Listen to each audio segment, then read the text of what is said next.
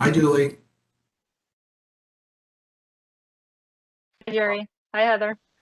Hello. We're It is 10:30, so I will get this kicked off. We just have a couple house cleaning items to go over before we jump into this call. I think this call is going to be awesome today. I have 2 Diamond Club members, 2 advisory board members going through some exciting stuff at their firms. So I think it'll be a great call. But I wanted to kick it off with just a note about the trip. I've been getting a lot of questions on the trip. So Costa Rica is going through a transition program in the middle of our trip.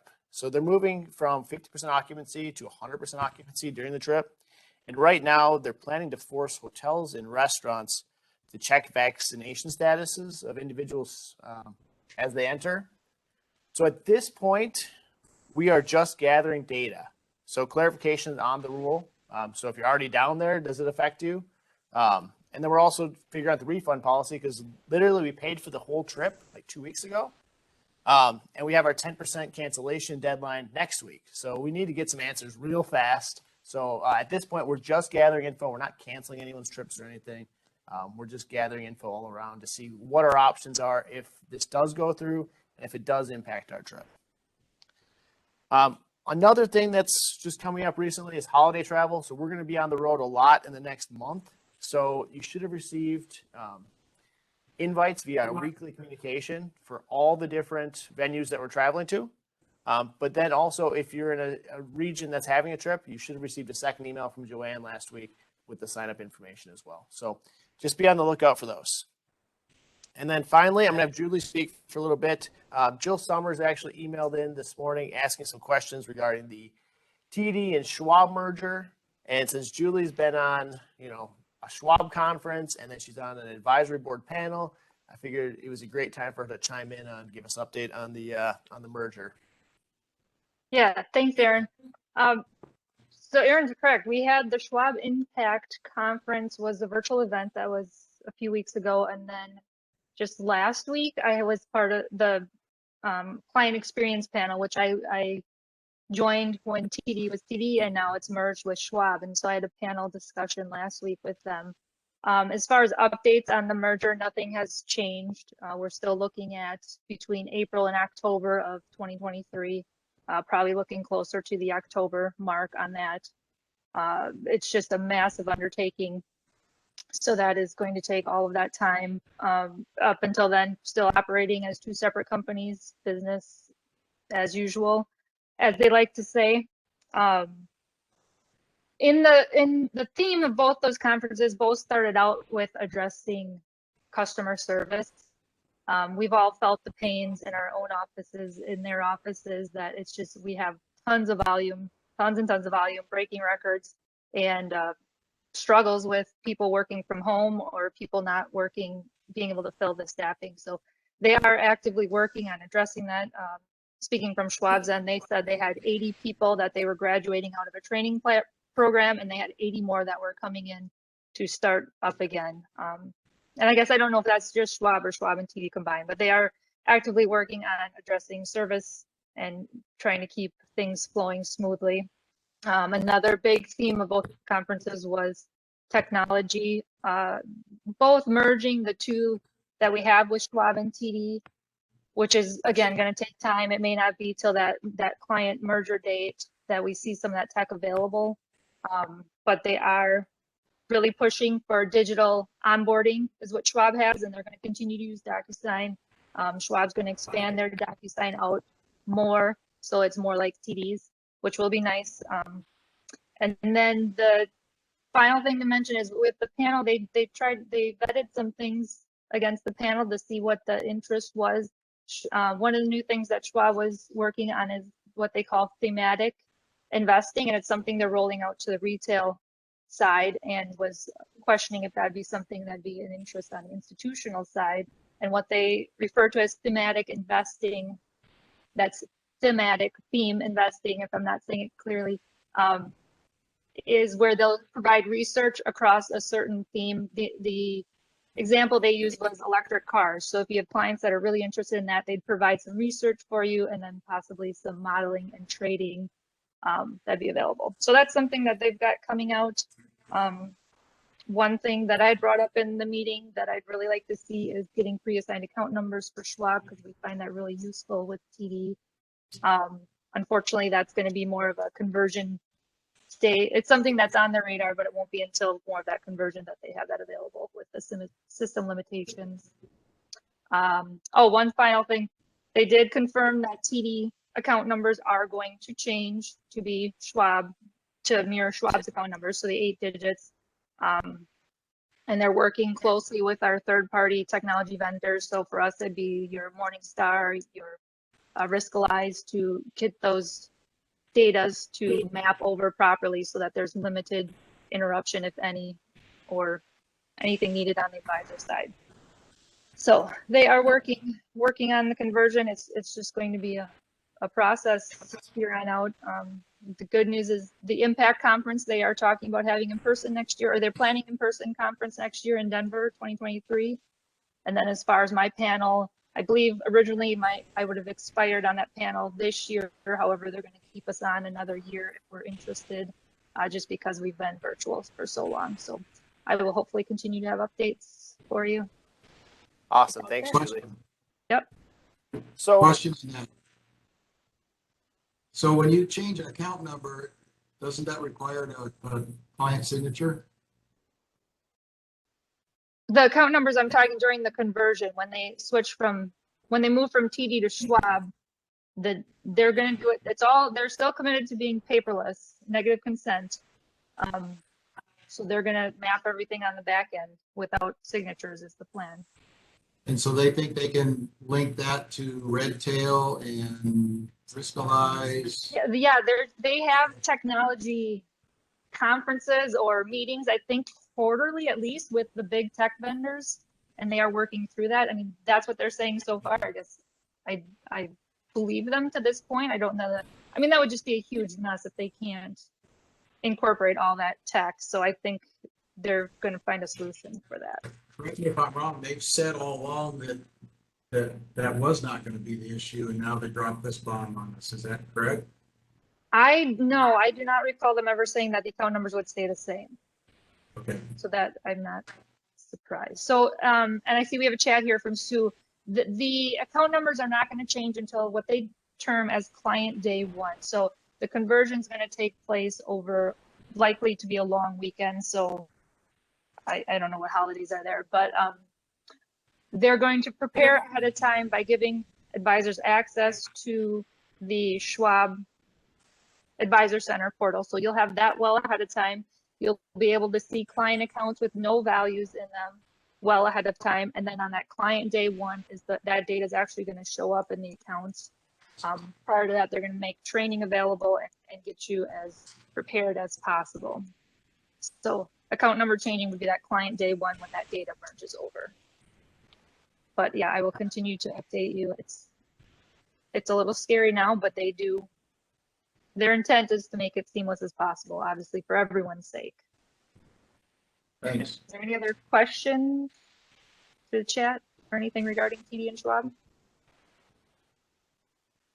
Jerry, I just want to say we do go through account number changes quite a bit with mergers and acquisitions, especially in the mutual fund world. So it is something that we do see a lot in our technology stacks. The more time we have to get the account number changes in the systems, the easier it goes. And it sounds like they're doing a lot of pre-planning, because a lot of these, we're given a month notice, not years notice. So it should be a pretty smooth transition. Yeah, and they did say they're going to make that like a spreadsheet or a data mapping sheet available. So we'll be able to have access to what the TD account number was and what the corresponding Schwab account number is going to be when that time comes. Yeah. Thanks. Awesome. Thanks, Julie.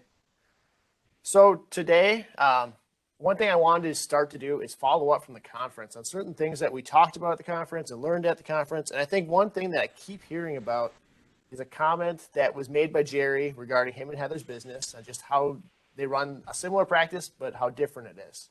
So I thought today would be a great time to just go over that, talk about how 2 successful advisors run 2 totally different practices, and just kind of dig into that. And then Jerry's announced that him and Heather have moved in for a reason together, that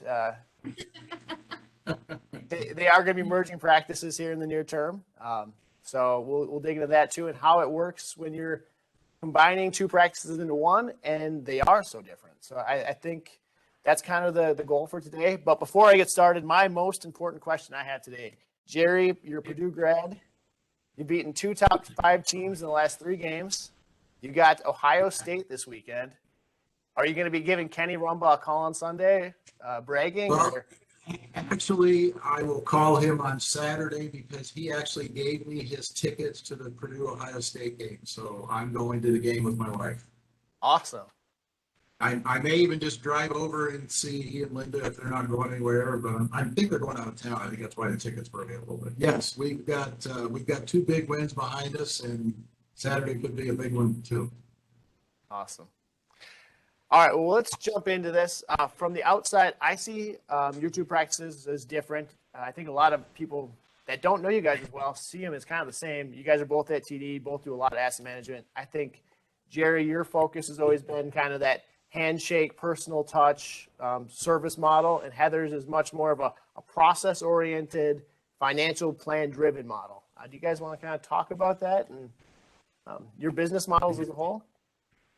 Yeah, so every day is unique with us right now. This has been building for about a little over a year, maybe 15 months.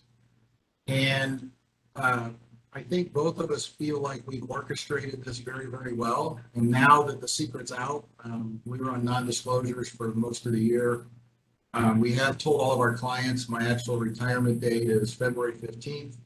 And then as part of our agreement, I'm going to stick around about 10 hours a week through August and just make sure that all the I's are dotted and the T's are crossed. We have, I called every single client. That took about 2 weeks and weekends to let them know they were going to be getting an email announcement. That went out a week ago, 2 weeks ago today. And that was tough. I wasn't ready for that emotional side of that thing. That was pretty tough. But we then had a client event at Ruth's Chris Steakhouse here in town. That was, I was not ready for that either. We had some clients take over the microphone and do some toast and recognition and tears, and that was really tough. But it was cool, and it lasted a long time. I think we got out of there at 9:30.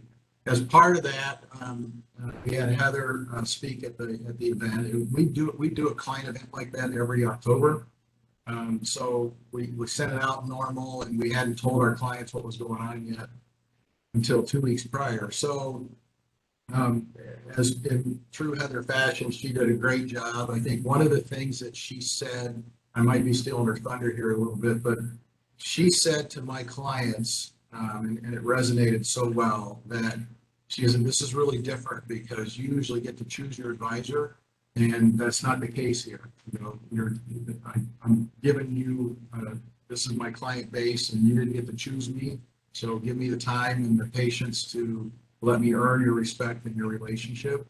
And the comments coming back from that alone have been really, really stellar. We haven't had anybody, say anything derogatory or anything negative. It all appears to be on track. So that's not something that just happens. That's something, moving in here in mid-April was, my lease expired March 31st. Moving in here mid-April turned out to be, I think, one of the best things as part of the merger is to say, hey, now we can say we're in the same office, we use the same custodian, the same broker dealer. Aside from some annuities, there isn't any paperwork changes. So if you put yourself in a client's shoes, what are the things that trigger their emotions? And that is a new advisor. And then if you throw a lot of other new stuff at the same time, accounts, custodians, broker dealer, that's typical in most business acquisitions. And that really pacified people, and it's been received very well. Yeah, so we've had a really good opportunity to try to explain a little bit, and we've been able to use the differences of the practices to our advantage. You asked Aaron, what's the different business models? After talking and meeting with a lot of his clients, Jerry, he has lunches with his clients. He goes out to breakfast with his clients. They go to dinners together. They're very social. He like you said, he runs a very relationship-oriented model where his relationships, these stories that I've heard are just unbelievable. I mean, he's delivered babies with some of these clients, and he's rescued people out of burning buildings with some of these clients. And I'm sitting here going, you know, from a relationship standpoint, I'm never going to compare, and I know that. But what I have to offer is a different business model, which Jerry's business model was service, service, service, and relationship. My business model is more, I run it from a numbers perspective, and I'm very regimented on my numbers and financial planning and tax planning. So, you know, I've been very transparent with all of his clients as we've met them to tell them, you know, the relationship piece of it, that's something that's going to take time. I don't have that built. I don't have the stories. I'll never have those stories with his clients. But what I can bring to the table is some financial planning and some tax analysis and stuff like that, that I know I have value to add to his book. But the relationship part I can't do. So we've talked about how different we run our practices. They're both very successful, but we're both diamond advisors for a reason. They're handled totally differently. My business model requires me to have a fairly large amount of staff because of all the analytics that we run and the reports that we run. Jerry has just one. And I was always like, how do you get away with just one? And it's just different business models, both successful. So our merging, you know, has been interesting to try to play off, because it's intimidating for me to go, I'm not as social as this guy. I'm not as funny as he is. I don't tell as many jokes as he does. I focus on numbers, and trying to merge those two things has been interesting, but I think it's good. And I think his clients see the value in what we're doing. Yeah, our first test of added value, and I think that's the key, is you have to show clients, or at least talk about added value expectations. But Heather agreed early on to start talking to some of these clients and start to prepare some in-depth financial plans using Money Guide Pro. And we took, you know, some top echelon clients through that, and that just solidified the start of her relationship right away. I sat in those meetings. I was able to add a little bit, but she ran it, and the client sat there on the same side of the table as I did. And it was so value added that they're coming back and they're saying, hey, I want to do this Roth conversion, 100,000. This is a good friend of mine. I've been through hell and back with this guy, and he wants to do a $100,000 Roth conversion. He's coming in December 17th, and we're going to meet together with them. So that it's almost like the baton isn't going to be handed off till really August officially February, but me being here in August, but we both got our hands on the baton right now. And that to me is the value to the client that has solidified this whole thing. So Heather, Jerry touched a little bit on the communication, the email, the dinner. Can you talk about the communication strategy and how it's been, and then how it's going to go going forward, even the meeting of clients, okay, and what your game plan is? Yeah. So, and again, me being me, when he first moved in, I laid out a whole regimented plan. I'm going to meet his top 70 clients at least 3 times. I want 6 clients a week in here. And if I see 6 clients a week, then we'll hit all my targets. And I laid out this whole thing. And who was I to rain on that parade, right? But in the beginning, it was very slow. And I'm like, because I've got my clients on a regimented schedule. But his clients are relational, right? So there's those differences. And so he's like, my clients don't want to come in and see me that much. He's like, they don't need to. He's like, they talk on the phone, or they just had dinner. And so it was, for me, I was telling him it was a little bit of a struggle in those first months. I'm like, I'm ready to go. Let's get this regimented. And it just didn't work that way until really him getting closer to announcing his retirement. And then clients, especially when they found out he was retiring. Sense of urgency. Yeah, now they're like, hey, yeah, we do want to come in. So he, it was a slow start, from my opinion. He thought it was great because that's, his clients were happy, everyone's happy. I'm like, I want more. Let me get all this done. And we're seeing we were seeing them more in the last 6 months than we've seen them. So that was kind of pressure for me, is I'm not used to that many meetings going on. But let's be honest, COVID had something to do with that too. Yeah. No doubt about it. COVID impacted that. I think we would have had a lot more meetings. So we would send emails just really asking people to come in, see the new digs, meet some new staff. They haven't met Michaela yet. You've got to remember, Michaela just started in March. So talk about a girl that had some stress, new boss, new job, new location. All of a sudden I announced my retirement. So, but every odd thing that's happened we had thought about, but we had to polish it a little bit. And our angle has always been, how does that value the client? That's what we've always tried to proceed with. So yeah, now that his retirement is announced, we started with the first event, as he mentioned, at Ruth Chris. You know, I got up and spoke. We kind of handed the microphone, you know, back and forth so they could get some exposure. We have an open house tomorrow night. We offer 4 open houses over the next couple months.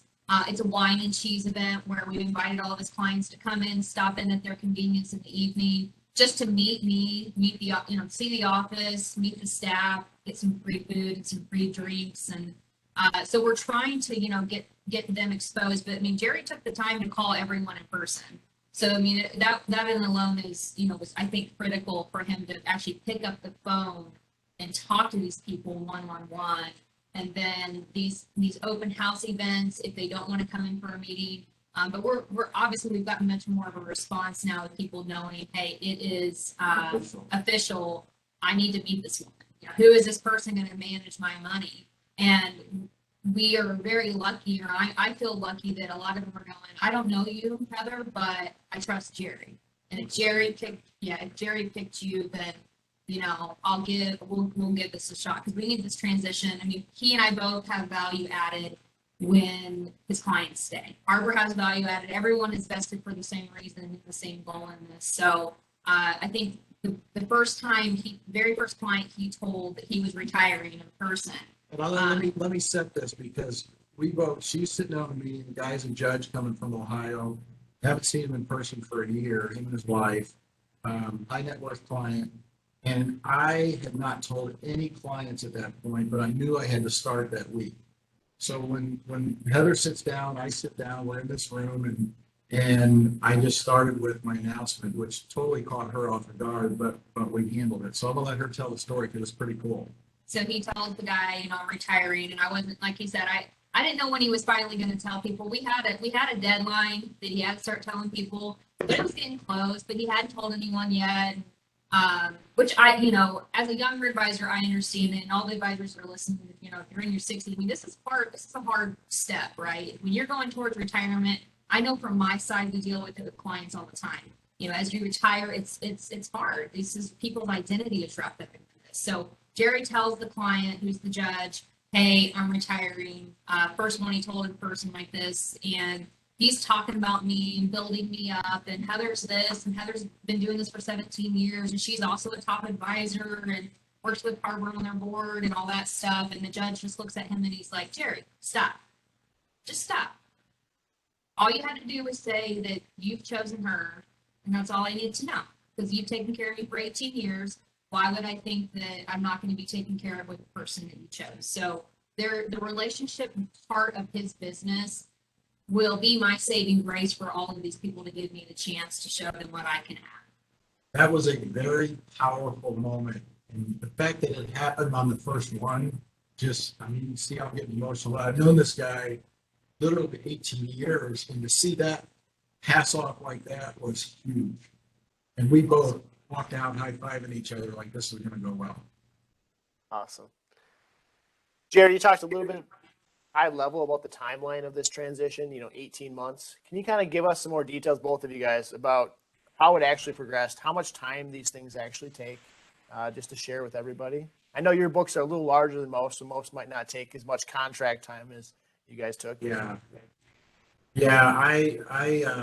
I think this all started back well over a year ago. It was probably the late summer of 20. And Heather had made the comment that if I ever needed a backup plan for succession planning, that she was interested. And lo and behold, that need arose. And so then we started talking as November and December wore on. And literally, for the audience, our offices are less than 100 yards apart. That's just how it was all designed by him above, not us. That she landed here, and I was already there for 3.5 years, and it's just worked out. So I would come over and share ideas, and she would give me some ideas for models, and I literally used them. And she always tells everybody I came over because there's cookies on the table, and that's true. But so I kind of knew the staff a little bit. I mean, I wasn't a stranger when I walked in after those first few months. So then as January and February rolled on, things got a little, I would say, dicey. Because you got attorneys involved, you're trying to draw an agreement that benefits both of you, and yet there's all these legal hoops you want to jump through and protect, because we haven't known each other that long. I mean, we know each other as successful advisors, and that's about it. So once we got the agreement hammered out, I think there was a big relief on both of our parts that, okay, now let's, we planned on moving in mid-March, and it turned out to be mid-April. And at one time, we both kind of threw up our hands, and the attorneys were not getting along, and that was probably the toughest part. And she and I just met over here and said, look, this is what we want to have happen. We got you guys involved, and you guys gave us some very candid thoughts, and then we moved forward. So then we actually moved in on April the 12th. And then at that point, my assistant and her staff had already known, and they had non-disclosures, but my new assistant had not known yet. And I just didn't want to force her that much change all at once. And she's doing fantastic, and that I didn't want to risk that.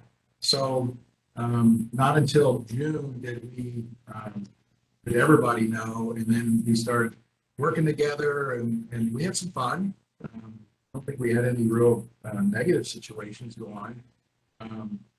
It was busy. I mean, I remember being the first one that coded the security system in the morning. It was just day and night nonstop for a while.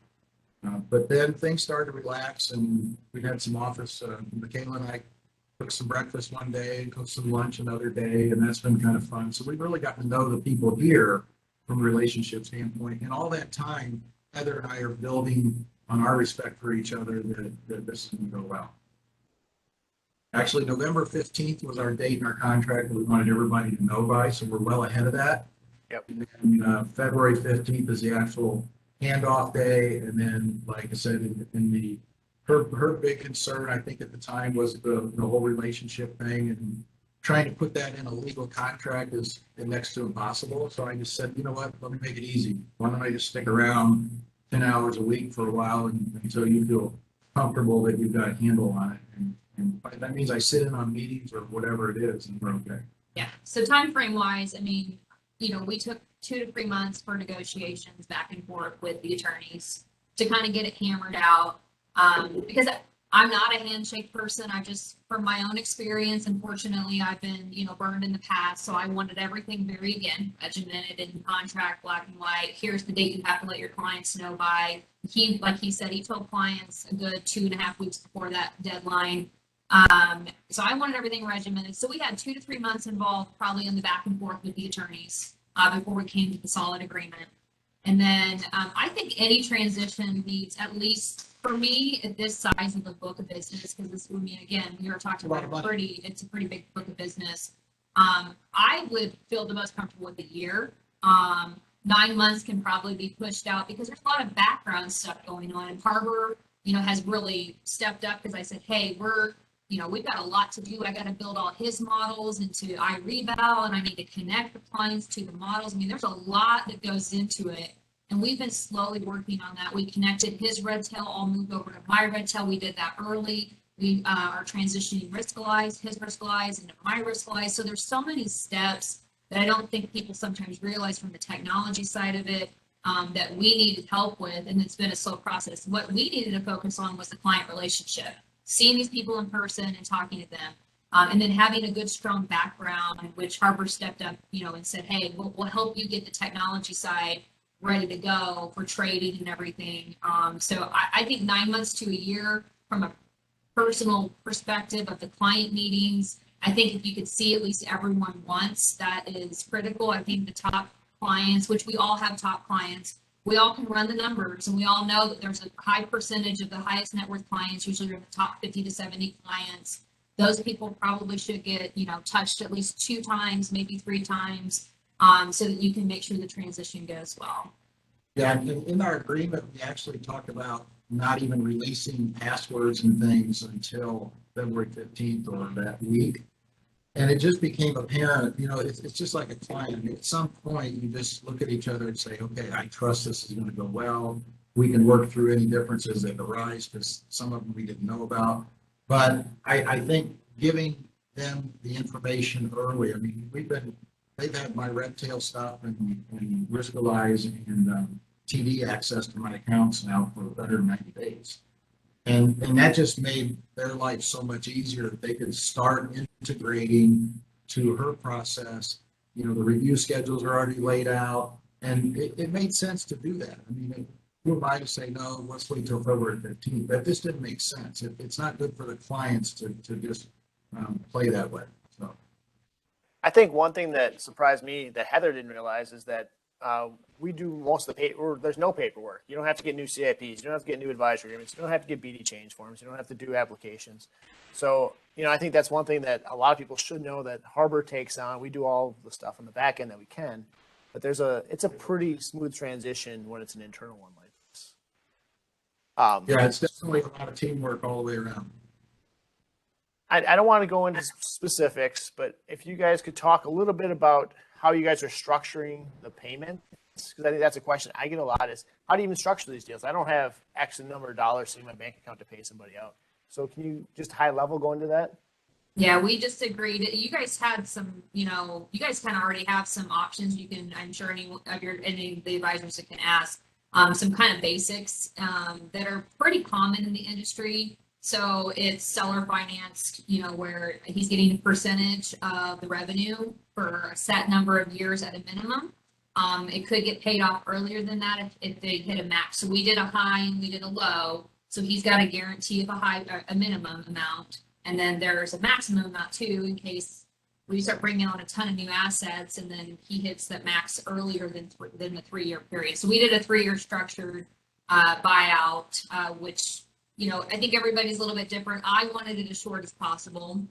The advisor selling, obviously, kind of a lot of times they may want it as short as possible, or they may want it longer depending on taxes, right? Because we're looking at paying capital gains and stuff like that. So, but there's pros and cons of both ways. We felt like, I think 3 years was a good in between.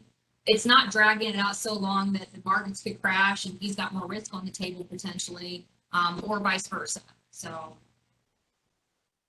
Awesome. Well, thanks for sharing that.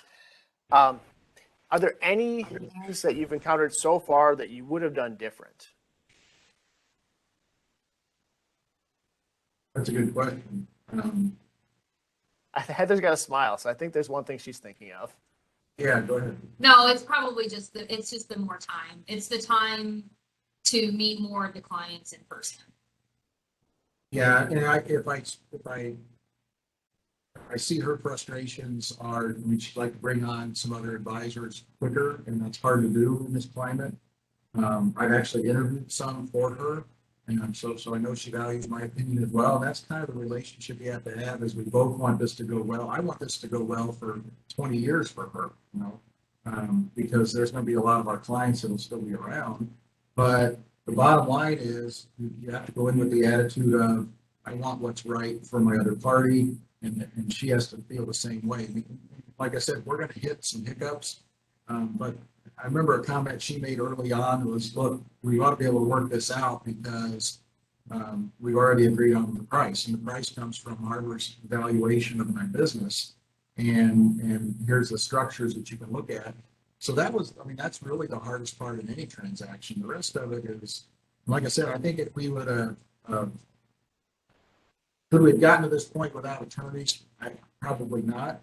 But I don't think that we needed, now that we know each other, I think we'll both realize we didn't need as much detail, but it's probably safe to have it because you never know. So we had a couple questions come through on valuation as expected. So the first question is, can you talk multiples of revenue paid? I'll give an overview and I'll let you guys kind of chime in. We see anywhere from 1 times revenue for some of those old books that are straight commission based, all the way to 3 times for certain books. It really depends on what's inside the sausage to determine the price. So, there's a lot of details that go into it. But if you guys want to give a rough range as to what you guys are kind of working with, if you're comfortable with that. Yeah, I mean, it's the majority of my business is RIAs as well, fee-based. I do have some annuity sales in there when it makes sense for clients. I don't think I've sold an annuity for almost a year now. Actually, December will be a year. But if you look at a total fee-based business or 90% fee-based business, I think you're somewhere around 2.5 times if I remember right. It was 2 on the low or 2.5 on the high, and we did remove first year commission. So any upfront commission structure going from removed from the multiple, it's ongoing revenue. And I saw Jeff's question come through, so I'll go ahead and address that. We did not use anyone other than Harbor on the valuation structure, and for me, I could be in the kind of person I am. I'm familiar with FB transitions. I'm familiar with valuating a book of business and diving into the weeds on, client's age, asset level, longevity. What did he have to offer? Did he have financial plans in place? Did he not? That changed the valuation. Working with Jerry enough, this needed to be big picture. This needed to be just, hey, Harbor says that this is kind of a range that's normal. And if I would have poked and prodded at that, I don't know that this transaction would have happened. So for me, I think that we had to keep it somewhat higher level as just listening to Harbor, that this is good for both parties, and not diving into the weeds and getting into the analytics of something like FB transitions. Yeah, because you can dive in anybody's book and find something wrong. You just have to look at the generalities of the book and say, okay, most of this is fee-based. But yeah, if you look at ages, you can say, oh, what if 10% of these people die in the next 2 years? I'm screwed. Well, then that's where you got to meet the kids and make sure you don't lose the assets. We have a lot of those success stories that we've built over the years. The other thing that, if I was in her shoes, I would look at the trend of the advisor. So if you're doing if you're doing $1 million a year consistently, then that really mitigates your risk, because you're not 500 one year, $1 million the next year, 400 the next year. You're all over the place because of commission sales. That's a weaker book to market than it is at one that's always been, in this case, Diamond Club, or always done over 900,000 since it's been with Harbor, that type of thing. I think that's easier to swallow for the buyer. And I did look at things like, to me, I mentioned to him, and I remember he got offended early on. I said, I don't think your books is valuable because you don't have any financial plans. Yeah. But That was a high piss off factor. yeah, he was pissed off when I said that, but I'm like, but I'm going to have to do all the work to create all the financial plans. So, And I said, but when I do the financial plans, I'm going to be uncovering a lot of assets. Okay, so his book of business is probably going to really get a lot larger, because part of the financial planning process is uncovering all the hidden assets that sometimes the advisors that are more relational don't capture initially, or because you're doing tax planning, they feel like they want to move it to you now because you're doing tax strategizing for that account. So there's with everything I looked at, I'm like, okay, it's a con, but it's a pro at the same time. There's a value add to this because it doesn't have financial plans. So I started looking at it and going, okay, the other value add is, no, he doesn't run his business like mine. I've made my clients really high maintenance. His clients are not high maintenance. So there's a value add to me too, is that initially I don't have to go in and meet with them all 3 times a year and design financial plans. I can take my time and take this slow because they're not as demanding as my clients. yeah, along with that, I remember that conversation, but it was like, that allowed us to see right away where a client who's 2 years from retirement or a year from retirement, if she could come in and meet with them and go through a financial plan, she has instant credibility. And that's exactly what's happened. We've had multiple clients come in, sit in those meetings. I mean, now they could sit in a meeting with her without being there and be fine. And they're seeing the value of a couple of very high net worth clients have already seen that. They have no words. They're fine because they've sat in the office for 2 hours with the 2 of us. She does most of the talk and presents that plan. And then, raw conversion comes up and boom, they do it. So that helped a lot. And, to that point, I remember talking to you, Aaron, about that. And it's like, okay, if I honestly believe, because her process is so rigid and good, but I honestly believe if I would have had a financial plan, she would have wanted to change it anyway. And You're going to rip that thing up, Jerry, and throw it in the garbage. Exactly. So once I understood her process, it was like, okay, this is how you can add value now, and you've got instant credibility. And that has worked that's probably the thing that's worked the best out of the whole thing with the clients. Can you give a little bit of overview on your businesses? How many clients do each of you have, and then talk about your staffs a little bit? And then Heather, talk about how you see this merge practice looking in terms of staffing when it's all done next year at this time. Yeah, so we have 190 families that we're servicing with full-blown financial planning on my book. And we've got what, 220? Yeah, 220. 220 families. So he's actually got more families, husband, wife, things like that, on his book of business than I did. And asset level wise and account level wise, he's actually got more assets and less technically accounts than I do. So it's interesting. So it means his average client, their account size is larger than mine. So we looked at all of that. So yes, my practice is about to double. And again, I'm already running 30 reviews a month. Is my average month for my existing client book. And I looked at his accounts and I said, okay, the top 70 clients are like 90% of your revenue. Those are the ones that I'm going to make sure that I am heavily involved in. They're going to become my clients. And that's all I can actually absorb.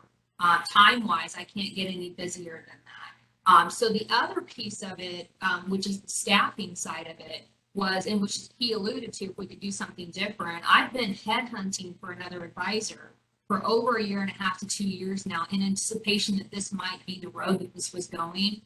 Because I've got about 150 or so of his families that I can't be the lead advisor on and see them multiple times a year. I just can't do it. So we're still working through that. I'm still headhunting. I do have a junior advisor in my office that is fully licensed, who I've been kind of having as an understudy to me for about a year now. But we've all talked about it. He's not quite ready to step in and say, hey, here's 150 families. Do full financial planning, capture a bunch of assets, and go. So I'm still interviewing. I'm still trying to find someone to add to the staff.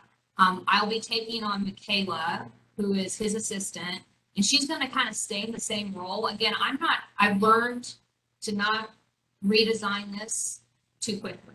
That will be a detriment to me, the firm, and his clients. So we're keeping Michaela as the face and the customer service person for his clients. We're keeping things kind of the same.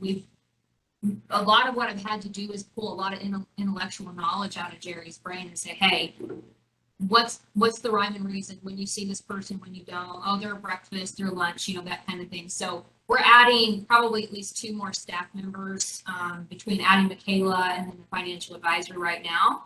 And then as I can already tell you though, as we do the financial planning, it's going to create more and more workload, which will also create more and more assets under management. And this thing will eventually, I'll have to probably have a full service team of 5 or 6 for what was his book, just like I have for my existing book. So I'll probably end up in an office with 2 to 3 or 4 advisors, and 4 customer service agencies like that. Do you have a time frame, Heather, that you want to have that established by? Yesterday. I wanted the advisor. I wanted the advisor a year ago. It's hard to find. I mean, I'm very picky, and I'm not going to place anyone in this office for my clients or for his clients are going to do anything salesy. And I mean, so we actually interviewed a good one, and she got to an offer point, but it was clear that he was more concerned about money. Ownership. He wanted immediate ownership in the company, and I wasn't going to go down that road. So I would say, especially if you're looking. So, I mean, I tell Jerry he got lucky because he's right. I just happened to randomly leave my old firm. Vine Harbor was giving me their name. I end up somehow accidentally taking office space in the building next to his. This whole thing was just orchid. It was, I mean, someone else had a plan here. Okay. But for me, I'm like, well, where's my plan? Because I need another advisor. And I'm just waiting for that right person because this, I look at this and go, I know this is another opportunity to raise up another advisor in this industry that I hopefully can make them a diamond advisor as well with Harbor under my leadership and umbrella here. But that takes time to find. And so anyone who is, I say he's lucky because I end up being next to him.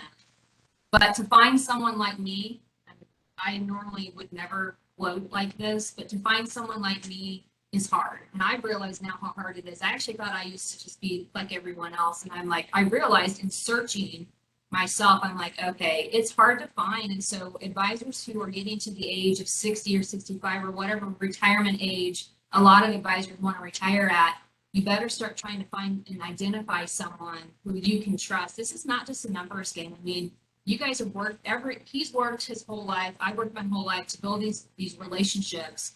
And it's imperative that you find an advisor to take over a book of business that you can trust. And I'm seeking the same thing right now as a second advisor or third advisor to our office. And I keep telling her, it'll come because of who she is. It'll come. It's just not going to be on her timing, but it's going to work out this one. Yep. All right, we are at 11:15. Any final thoughts or comments that you guys had before we wrap this up? You know, just when you think you have it figured out, something comes out of left field, and the key word is you have to communicate. We got to the point where we had a couple of weeks where we weren't even looking at each other, and it was total miscommunication. And we brought the staff in here and said, hey, you know, you don't have to be a fly on the wall to know that there's some animosity going on. Let's talk about it. And so we did, and there were some tears for me in that meeting, but that was a much needed meeting, and the staff needs to see that we are singing Kumbaya together. And that's important to them because that's their livelihood. And the last thing we want to do right now is lose a staff person, a good staff person. You know, we sat down with Michaela yesterday and talked about what her future looks like here, and she's going to get her licensing next year. And you know, she's got some hope of being a financial advisor, probably not in Heather's timing right now. She's not ready for that. But the fact that she can start grooming herself she's got a lot of our clients' relationships down and has talked to them and handled issues for them. So it's a process. It's a long drawn out process. Yeah, and communication, like you said, communicating through, there's going to be conflict. When you got two type A personalities, we're both successful for a reason, which can also be like this sometimes. You got to communicate through when you find disagreement within the office. So if you're doing a transition work like this, you got to make sure you can communicate. And I think I'll say this in summary, I think, you know, we both have good relationships with Aaron and your staff, Julie, Rhonda, Jim, you know, fill in the blanks. And you know, I just had a good conversation with Angie at 6:30 this morning. So we both have those relationships. And I think what helped us in some of those rough sandpaper moments is to be able to pick up the phone and say, hey, Aaron. Or Aaron will pick up the phone and go, hey, Jerry, how's it going? And I go, you already know the answer to that, or you wouldn't have called me.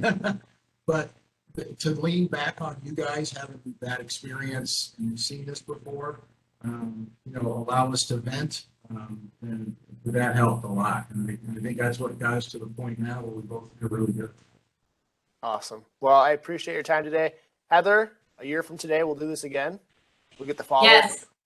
Yes. Maybe she'll invite me back. We'll see. Yeah, maybe. We'll see. For the board members out there, Aaron and I talked about that. We're going to discuss that, but it is my desire to continue to serve the board. Even while I'm working part-time next year, I love that and feel like I can add some value. So we'll see what happens. Yeah. Speaking of board member, congrats, Kendra. I see she passed her CFP. So I think she's on the call today. So Good job, Kendra. All right. That is all I have. Everybody have a great week. Good luck at the game this weekend, Jerry. And Yes. we'll see you guys soon. All right. All right. Bye.